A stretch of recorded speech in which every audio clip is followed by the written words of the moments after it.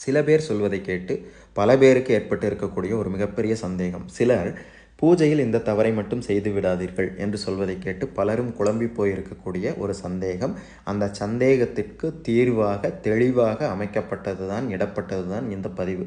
அப்படி என்ன ஒரு சந்தேகம்?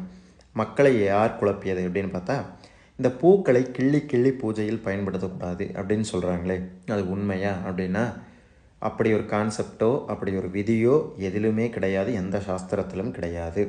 பொதுவாக இறை வழிபாட்டில் நம்ம பூக்களை 4 இடங்களில் பயன்படுத்துவோம். ஒன்று, சுவாமிக்கு மாலையாக அணிவிப்போம், அதாவது அலங்கரிப்பதற்கு பயன்படுத்துவோம். இரண்டாவது, சுவாமியுடைய திருநாமத்தை சொல்லி போற்றி சொல்லி புகழ்ந்து சுவாமியை போற்றுவதற்கும் துதிப்பதற்கும் அர்ச்சனை செய்வதற்கு பயன்படுத்துவோம். மூன்றாவது, தூப தீப கற்பூரம் சமர்ப்பிப்பதற்கு பயன்படுத்துவோம். நான்காவது, நெய்வேத்தியம் சமர்ப்பிப்பதற்கு பயன்படுத்துவோம்.